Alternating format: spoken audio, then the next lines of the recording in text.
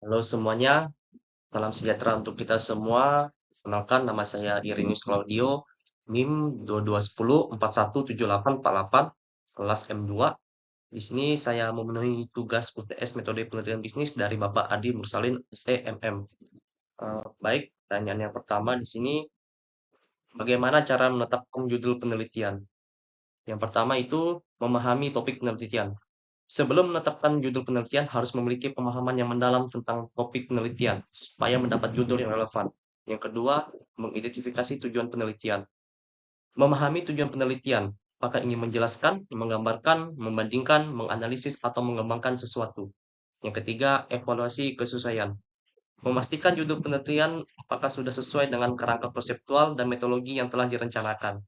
Yang keempat, koreksi dan revisi. Setelah merumuskan beberapa opsi judul, revisi dan perbaiki seiring berjalan waktu. Judul penelitian akan berkembang seiring dengan perjalanan penelitian. Baik, pertanyaan yang kedua, bagaimana cara membuat latar belakang penelitian? Latar belakang penelitian adalah langkah awal dalam menyusun proposal penelitian. Latar belakang penelitian menjelaskan mengapa topik penelitian tersebut penting, memberikan konteks, dan mengidentifikasi masalah atau kebutuhan yang akan ditangani dalam penelitian tersebut. Berikut adalah langkah-langkah untuk membuat latar belakang penelitian. Yang pertama, mengidentifikasi masalah. Dengan mengidentifikasi masalah atau pertanyaan penelitian yang akan dijawab. Yang kedua, konteks penelitian. Menjelaskan konteks atau latar belakang umum dari topik penelitian. Yang ketiga, tinjauan pustaka. Tinjau literatur yang relevan terkait dengan topik penelitian tersebut. Yang keempat, tujuan penelitian. Jelaskan tujuan atau hipotesis penelitian secara jelas. Apa yang akan dicapai dengan melakukan penelitian ini. Yang kelima, manfaat penelitian. Jelaskan manfaat yang diharapkan dari penelitian tersebut, baik dalam konteks ilmiah maupun praktis. Yang keenam, batasan penelitian. Batasan penelitian ini menjelaskan batasan yang mencakup waktu, sumber daya, ruang lingkup geografis, atau batasan lainnya. Yang ketujuh, gaya penulisan. Memperhatikan penulisan latar belakang penelitian secara jelas, ringkas, dan mudah dimengerti. Yang kedelapan, koreksi dan revisi. Setelah menulis latar belakang, periksa dan revisi secara cermat untuk memastikan informasi dan argumen tetap konsisten dan kuat. Baik, baik, pertanyaan yang ketiga, bagaimana cara merumuskan masalah atau membuat rumusan masalah? Merumuskan masalah merupakan langkah penting dalam proses penelitian, perencanaan proyek, atau pemecahan masalah. Berikut adalah langkah-langkah untuk merumuskan masalah. Yang pertama, identifikasi topik atau area penelitian. Memilih topik atau area penelitian yang akan diteliti. Pastikan topik tersebut cukup jelas dan relevan dengan tujuan penelitian. Yang kedua, mengumpulkan informasi awal.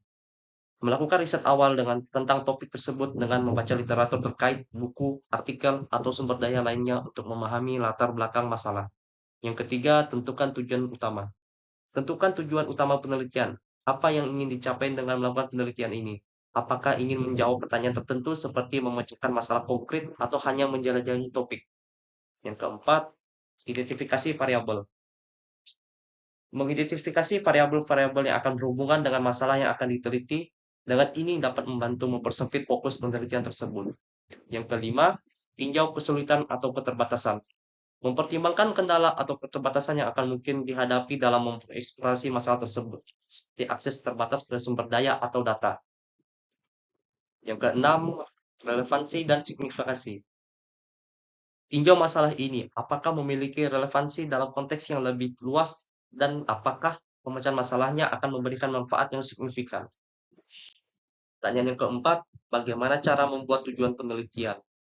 Membuat tujuan penelitian adalah langkah penting dalam perencanaan penelitian. Dengan tujuan penelitian ini akan membantu mengarahkan fokus penelitian, memberikan arah, dan mengukur keberhasilan penelitian. Berikut ini adalah langkah-langkah untuk membuat tujuan penelitian. Yang pertama, identifikasi topik penelitian. Tentukan topik atau area penelitian yang akan diteliti. Pastikan topik ini cukup jelas dan relevan dengan bidang penelitian Anda. Yang kedua, identifikasi tujuan utama. Tentukan apa yang ingin dicapai dengan penelitian ini. Yang ketiga, buat tujuan yang relevan. Tujuan penelitian harus relevan dengan topik masalah yang diteliti. Pastikan bahwa tujuan tersebut tidak melenceng dari fokus penelitian. Yang keempat, tentukan waktu penelitian. Sebutkan batas waktu atau periode waktu yang akan dihabiskan untuk mencapai tujuan penelitian. Dengan ini membantu mengatur jadwal penelitian. Yang kelima, revisi dan diskusikan. Diskusikan tujuan penelitian dengan rekan penelitian atau pembimbing jika diperlukan. Karena dengan membimbingkan tambahan dapat membantu dalam merumuskan tujuan yang lebih baik. Yang kelima, dan yang kelima,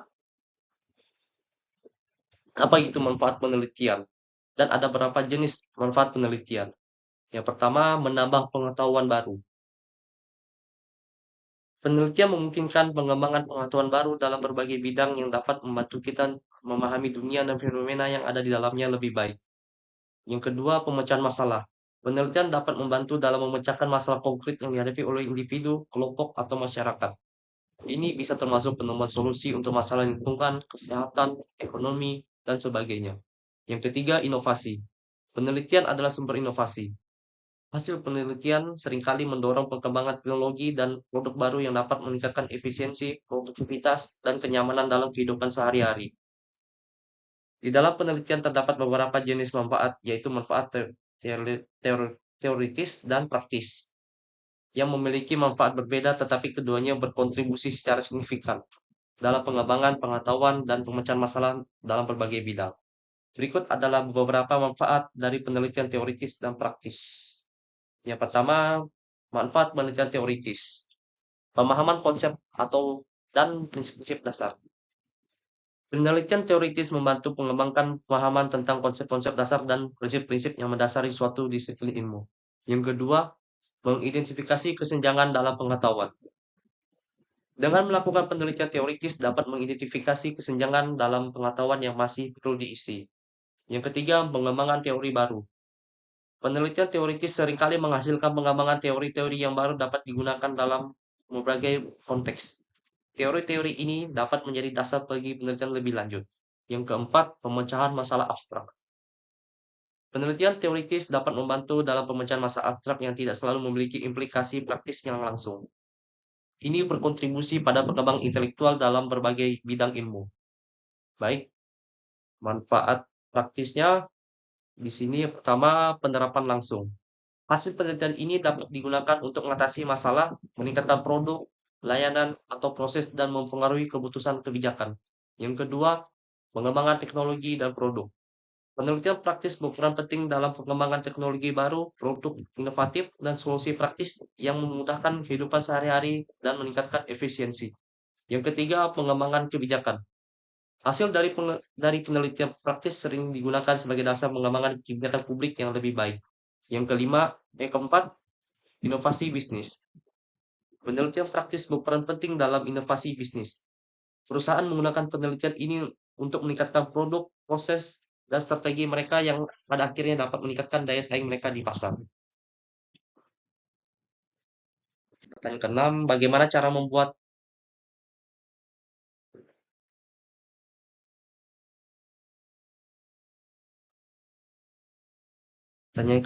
bagaimana cara membuat bab 2 tinjauan pustaka? Pembuatan bab 2 tinjauan pustaka merupakan langkah penting dalam penulisan karya ilmiah seperti tesis, disertasi, atau makalah penelitian. Bab ini bertujuan untuk menyajikan pengetahuan yang sudah ada seputar topik penelitian. Berikut ini panduan tentang cara membuat bab 2 tinjauan pustaka. Yang pertama, identifikasi topik dan tujuan tinjauan pustaka. Tentukan topik penelitian dan tujuan dari bab 2. Apa yang ingin disampaikan kepada pembaca melalui tinjauan pustaka ini? Apakah Anda ingin merangkum penelitian terdahulu, mengidentifikasi kesenjangan dalam literatur, atau mengevaluasi teori-teori yang relevan? Yang kedua, seleksi dan evaluasi literatur. Memilih literatur yang relevan dan berkualitas tinggi, dan juga melakukan evaluasi setiap sumber berdasarkan kriteria seperti keakuratan dan relevansi dengan topik penelitian. Yang ketiga, sintesis dan analisis. Tinjau setiap sumber secara kritis dan buatlah sintesis informasi dari berbagai sumber dan serta identifikasi perbedaan, persamaan, dan kesenjangan dalam penelitian yang ada. Tampilkan pemahaman Anda terhadap literatur ini. Yang keempat, menyajikan informasi dengan jelas. Jelaskan teori-teori dan temuan penelitian dengan bahasa yang mudah dipahami. Gunakan subjudul, poin-poin penting, atau grafik jika diperlukan untuk memudahkan pembaca memahaminya. Baik, dan yang ketujuh, bagaimana membuat penelitian terdahulu.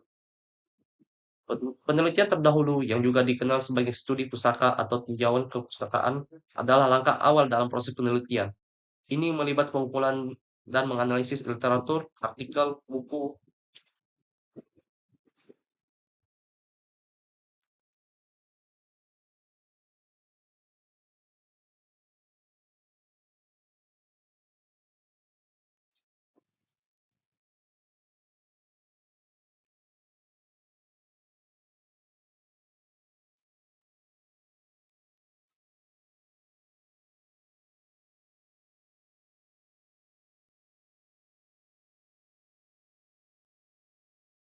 Baik, pertanyaan ke-8, bagaimana membuat hipotesis dan kerangka pemikiran?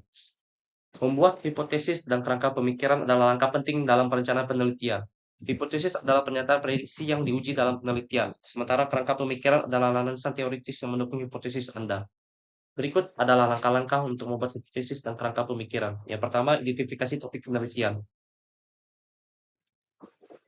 Pilih topik penelitian yang sesuai dengan minat Anda dan relevansi dengan disiplin ilmu yang Anda geluti. Pastikan Anda memahami topik ini dengan lebih baik. Yang kedua, melakukan penelitian terdahulu. Melakukan penelitian terdahulu, seperti yang Anda jelaskan dalam pertanyaan sebelumnya. Ini akan membantu Anda memahami literatur yang sudah ada dan mengidentifikasi kesenjangan pengetahuan. Yang ketiga, tentukan variabel penelitian. Identifikasi variabel-variabel utama yang akan Anda teliti dalam penelitian Anda.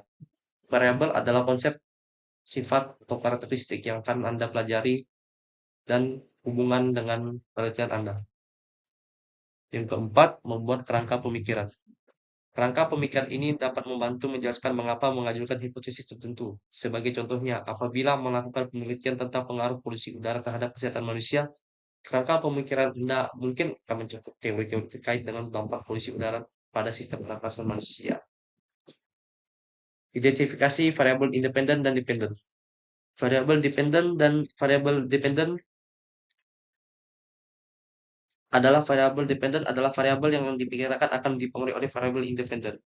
Yang keenam, buat hipotesis. Hipotesis adalah penyampaian prediksi tentang hubungan atau variabel independen dan variabel dependen.